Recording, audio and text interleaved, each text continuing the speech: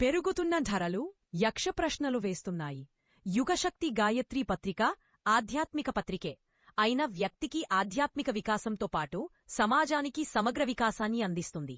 70 వరకు సంవత్సరాల క్రితం పరమ పూజ్య గురుదేవులు పండిత శ్రీరామ శర్మ ఆచార్యగారు యుగ పరివర్తన కోసం దానికి అనుబంధ పత్రిక యుగశక్తి గాయత్రీ పత్రికే.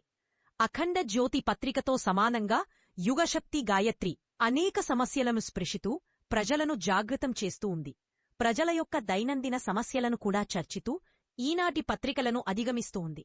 గత 3 సంవత్సరాల నుండి ప్రస్తుత సమస్యలకు ప్రాధాన్యతను ఇస్తూ వర్తమాన భారతం అన్న శీర్షికతో ప్రచురిస్తూ ఉన్నాం.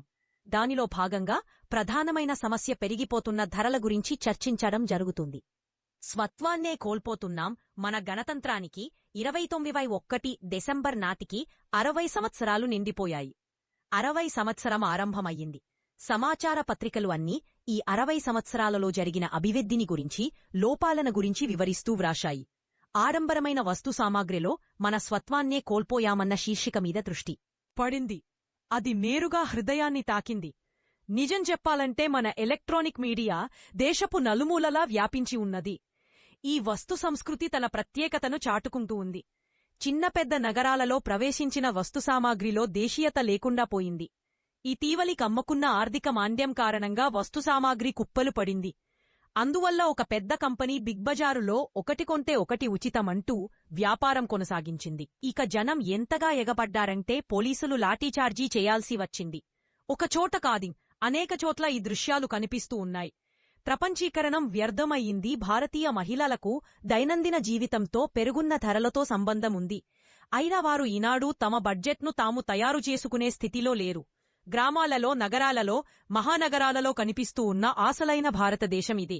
ప్రపంచీకరణ ప్రారంభించి 20 సంవత్సరాలు అవుతూ ఉంది. ఈ ప్రక్రియ యొక్క దుష్ప్రభావం సామాన్య మానవుని మీద, ప్రభుత్వం తలపెట్టిన సమాజ కళ్యాణ కార్యాల మీద పడుతుంది. ఈ 20 సంవత్సరాలలో మన ఆర్థిక వ్యవస్థ ప్రపంచీకరణ ప్రభావానికి లోనైంది. దాని ఫలితమే ఈనాడు ఆకాశాన్ని అంటుతూ ఉన్న ధరలు. ఈ మార్కెటింగ్ విధానం విజయాన్ని సాధించలేకపోయింది. మాట వాస్తవం. మనం అనాలోచితంగా, గ్రుడ్డిగా పాశ్చాత్య దేశాలను అనుకరిస్తూ వస్తున్నాం. దానినే వికాసం అనుకుని మురిసిపోతున్నాం. అదే ఈనాటి మన అస్తవ్యస్తతకు మూల కారణం. ఇది స్వాతంత్ర్యం వచ్చిన నాటి నుండే ప్రారంభమయ్యింది. విదేశీ నీతియే మన రీతి అయిపోయింది. మహాత్మాగాంధీ ఆశించిన ఆత్మవిశ్వాసానికి దూరమయ్యాం. ప్రతి చిన్న విషయానికి విదేశీ విధానాన్ని స్వీకరిస్తూ ఉన్నాం. ఈ కారణంగానే చైనాగాని ఆయన మన నివక్కలన ఇంటికే క్రమ్మనాలున వాస్తవనతో కలుసుకున్నాం. ఇది మన వాస్తవన. మనం మధ్యపురుషంగా, నీతి కలిపిన పురుషంగా. రష్యా దేశాలు దెబ్బతినడం చూసి కూడా మనం కళ్ళు తెరవడం లేదు. ఇప్పుడు ఎక్కడ చూసినా ప్రపంచీకరణ అంటూ మారుమ్రోగుతుంది. మన ఋషులు అందించిన విజ్ఞానాన్ని నిర్లక్ష్యం చేస్తున్నాం. మన ప్రజల ఆకలి తీర్చడానికి నిత్యావసర వస్తువులను అధికమైన వెల చెల్లించి దిగుమతి చేసుకుంటున్నాం. కుటుంబపరంగా బజారు మన సంస్కృతి, కుటుంబ సిద్ధాంతాల్మీద ఆధారపడి ఉంది.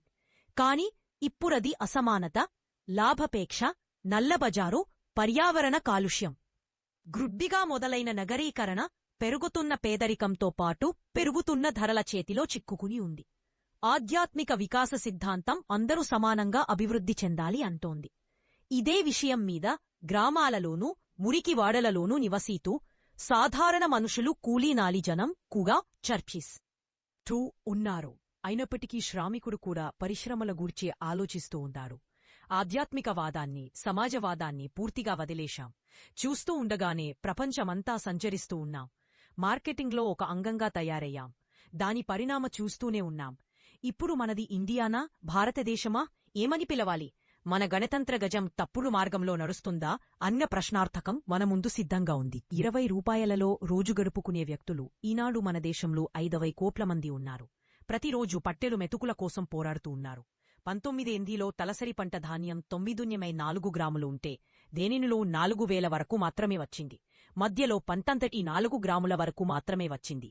ప్రజలు గ్రుడ్లు, మాంసం, పాలు, పప్పు, కాయగూరలు మొదలైనవి బాగా తినుతున్నారు అని బలిష్టంగా తయారవడానికి యోగా అభ్యసిస్తున్నారు.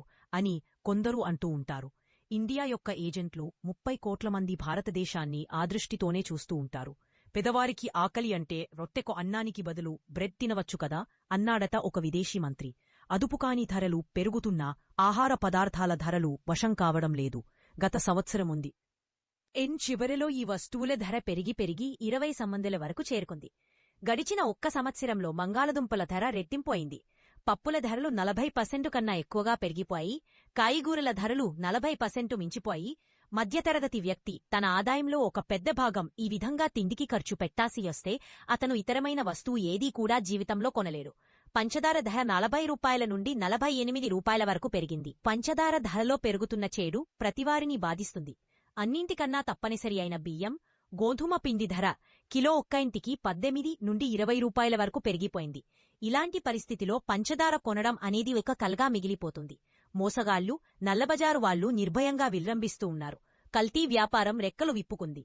నేరాలు, ఘోరాలు పెచ్చు పెరిగిపోతున్నాయి. పైగా మన దేశంలోని పురోహితులు, జ్యోతిష్కులు కాకున్నా ఆహార పదార్థాల ధరలు ఏవీ ఎంత పెరుగుతాయో ఎంత తరుగుతాయో చెప్పుకుంటూ తిరుగుతూ ఉంటారు. ఆహార పదార్థాల ధరలు సరళం చేయలేని ప్రభుత్వం అసమర్థ ప్రభుత్వమే అయి తీరుతుంది. ఏమన్నా అంటే ప్రపంచీకరణ అంటూ ఉంటారు. ఇంకా అమెరికాలో ఎన్ని బ్యాంకులు దివాలా తీశాయో, ఎంతమందికి ఉద్యోగాలు ఊడాయో పష్. మీ దేశాల ఆర్థిక వ్యవస్థ ఎలా మునిగిపోయిందో చెప్తూ ఉంటారు. దీనివల్ల సాధారణ మానవునికి ఏ ప్రయోజనం? అతనికి కావలసింది నిత్యావసర వస్తువులు. అతని దృష్టి అంతా ప్రభుత్వం పెట్టే అనవసరమైన ఖర్చుల మీదనే లగ్నమవుతోంది. తాను ఖర్చులు తగ్గించుకోకుండా సామాన్యుని జేబుకు చిల్లిపెట్టడం జరుగుతోంది. ప్రమాదకరమైన పరిస్థితులు ఒకప్పుడు కందులు, మినుములు, పెసలు, మైసూరి పప్పు మొదలైన పప్పుధాన్యాలు. కాని ఇప్పుడు పప్పుల ధరలు 2 నుండి 27 రూపాయల వరకు పెరిగిపోయాయి. పెసరపప్పు కిలో 100, కందిపప్పు 90 రూపాయలు, మినపపప్పు 90 రూపాయలు, మైసూరి పప్పు 70 రూపాయలుగా పెరిగిపోయాయి. పాలు, చక్కెర, బెల్లం మొదలైన వాటి ధరలు విపరీతంగా పెరిగిపోయాయి. పల్లె ప్రజలు, పట్టణవాసులు అన్న తేడా లేకుండా సామాన్య ప్రజలందరూ ఏ తినాలి? పెరుగుతున్న ధరల గురించి గృహిణులంతా సుప్రీంకోర్టును ఆశ్రయించారు. నిత్యావసర వస్తువుల ధరలను తగ్గించుమని మొరపెట్టుకున్నారు. కాన్లా ఓడరేవులో దాదాపు 10 లక్షల మెట్రిక్ టన్నుల ముడి చక్కెర 2-3 నెలల నుండి నిలవ ఉంది. అది ఎందుకూ పనికి రాకుండా పోతున్నాగాని సామాన్య మానవునికి అందించలేకపోతున్నారు. సామాన్య మానవుని పట్టిపీడిస్తున్నాయి. మన దేశంలో ఆహార పదార్థాలు వ్యర్థమైనంతగా ఇంకెక్కడాయి ఉండవు. సరి అయిన వ్యవస్థ లేకుండా పోతుంది. ఏం చెయ్యాలి? ప్రజలలో చైతన్యాన్ని కలిగించాలి. అన్నిటికన్నా పరిస్థితులను అదుపు చెయ్యాలి. ఒకే ధర్మం, ఒకే సమాజంలో వేర్వేరు ప్రయోగాలు ఫలించవు. ఆపద్ధర్మంగా ప్రభుత్వానికి కనువిప్పు కలిగించాలి. ఆకలిచావులు, పేదరికం, అసమానతలు, అధిక ధరలు మొదలైన వాటితో పోరాడాలి. సామాజిక, ఆధ్యాత్మిక సంగ్రహణ చెయ్యాలి. అతివ్యయంతో కూడుకుని ఉన్న ప్రదర్శనలను, వివాహాలను నివారించే చట్టం కోసం పోరాడాలి. ప్రభుత్వం తలపెట్టిన విందలు, వినోదాలను ఆపగలగాలి. మనమంతా కలసి ప్రజల హృదయాలను స్పందింపచెయ్యాలి. ప్రపంచీకరణం, ధరల పెరుగుదల మొదలైన వాటిని ప్రక్కకు పెట్టి రాబోయే 3 సంవత్సరాలకు కావలసిన రణనీతిని తయారు చేసుకోవాలి. వ్యవసాయానికి ప్రాముఖ్యత మనదేశం వ్యవసాయ ప్రధాన దేశం అన్నమాటను మరచిపోరాదు. దేశానికి హాని చేసే రీతిని ఎదుర్కోవాలి. వ్యవసాయ క్షేత్రంలో అభివృద్ధిని తీసుకురావాలి. వ్యవసాయ భూములను పట్టణాల నిర్మాణానికి వినియోగించరాదు. వ్యవసాయంలో స్వావలంబన కావాలి. ధాన్యమే లేకపోతే మాంద్యంతో కృషించిపోతున్న దేశాలు మనకు ఏ సహాయమూ చెయ్యలేవు. ఇలాంటి పరిస్థితుల్లో కూడా సామాన్య మానవుని దృష్టిలో పెట్టుకుని నిత్యావసర వస్తువులను అందించగలగాలి. మనం కూడా మన అవసరాలను సాధ్యమైనంతగా తగ్గించుకోవాలి. బ్రాహ్మణోచిత జీవితాన్ని జీవించాలి. మన పూర్వ ప్రధాని శ్రీ లాల్ బహదూర్ శాస్త్రి చెప్పిన విధంగా వారానికి ఒకరోజు ఉపవాసముంటే కొన్ని కోట్ల మందికి ఒక పూట భోజనం పెట్టగలుగుతాం. భారత్ పాకిస్తాన్ యుద్ధ సమయంలో ఇలా పాటంజం కూడా జరిగింది. ఇంకా చెయ్యవచ్చు. ఇంకా కొన్ని ప్రయోగాలు చెయ్యవచ్చు. సిగరెట్ త్రాగటం, మద్యపానం అలవాటు ఉన్నవారు తమ వ్యసనాన్ని వదులుకుంటే ఎంత డబ్బును మిగల్చవచ్చో ఊహకు అందడం కష్టం. ఇలాంటివారు మన దేశంలో లక్షణ సంఖ్యలో ఉన్నారు. ఇంకా అనేక విధాలైన దుర్వ్యసనాలను వదిలేసి ఆదనాన్ని సఫలం చేసుకోవచ్చు. స్విస్ బ్యాంకులో భారతీయుల ధనం అందిరా అరబ్ డాలర్లు మూలుగుతున్నాయి. అరబ్ కోట్లు. ఆ ధనమే గనుక భారత్కు వస్తే తేగలిగితే విదేశాల నుండి రుణ విముక్తులం కాగలుగుతాం. ప్రజలకు పంచినట్లయితే ఒక్కొక్కరికి 40,000 రూపాయి కన్నా ఎక్కువగా లభిస్తుంది. బ్యాంకులో వేసుకుంటే దీని వడ్డీ భారతదేశ సంవత్సర ఆదాయానికి 2000 రెట్లు అధికంగా లభిస్తుంది. దానితో గోవులను గ్రామాలను వృద్ధి చేసుకోవచ్చు. దేశంలో ప్రతి ఒక్క వ్యక్తి తన కాళ్లపై తాను నిలబడవచ్చు. స్వామి వివేకానంద చెప్పిన మంత్రం మరొక్కసారి మననం చేసుకుందాం. ఉత్తిష్ఠత జాగ్రత్త ప్రాప్యవరాన్ని బోధత.